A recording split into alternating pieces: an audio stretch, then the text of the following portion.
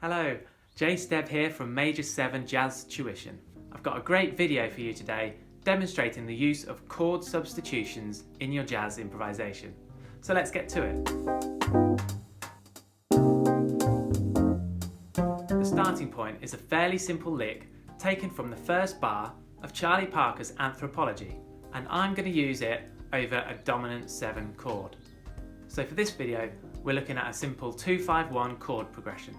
And for the 2 chord, I'll play in the key using a simple minor phrase. Then I'll play out on the 5 chord, demonstrating the various substitutions, and then resolve back to the 1 chord. So it's in, then out to create tension, and back in to resolve.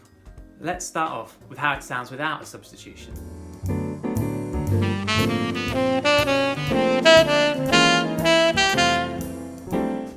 Cool. So it's in key, it's safe, no problem. And a lot of people are happy to always play inside the changes and to listen to performers that play in as well. And that's fine. I've got no problem with that. Personally though, I love some crunchy, tension building moments. Okay, so what do I mean when I'm talking about chord substitutions?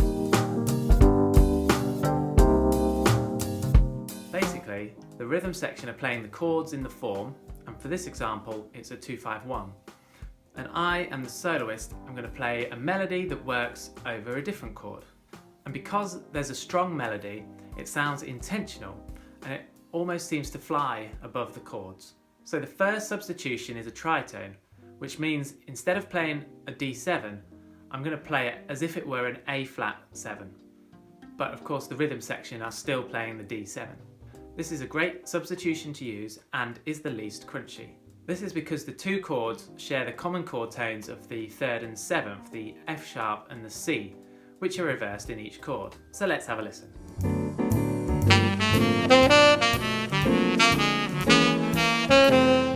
Cool. The next substitution is up a minor 3rd. So rather than playing the D7, I'm going to play as if it were an F7. This works nicely and isn't too crunchy as it shares some common chord tones, like the C, the A and the D. It also has the E flat, which is the flat 9 of D7. It has the F natural, which is the sharp 9 of D7, and the B flat, which is the flat 13 of D7. So it has a good mix of the standard chord tones and some more colourful chord tones, such as the sharp 9. Let's have a listen.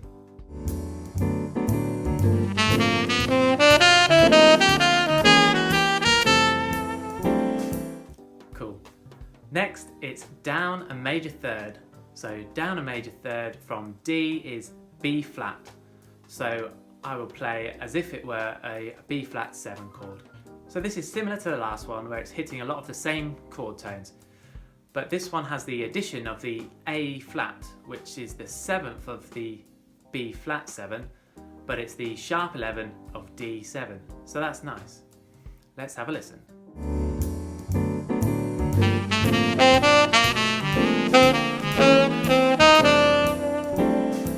Great, we're halfway through. And up until now, we've been looking at chord substitutions for the changes, which means they've contained common chord tones and some of the colourful chord tones like the flat 9, for example. This means they've got an almost diminished or altered sound to them. Now we're going to crank up the crunch factor and play substitutions against the chords. This is essentially trying to play as far away from the key as possible. So the first substitution against the chord is going to be up a major 3rd, which is F sharp 7. So let's have a listen.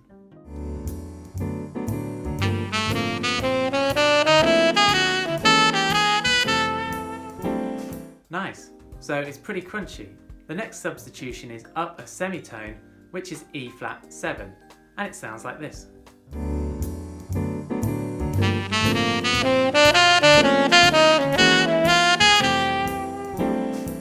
Cool, and the last substitution is down a semitone, which is C sharp 7 or D flat 7, and it sounds like this.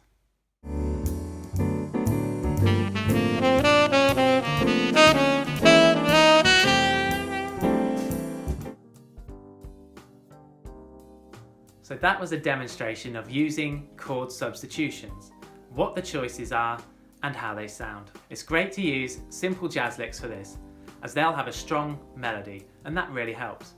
But you could also use pentatonics, hexatonics and triads, or anything. So have a practice and have a play. But most importantly, enjoy it. I'll see you next time.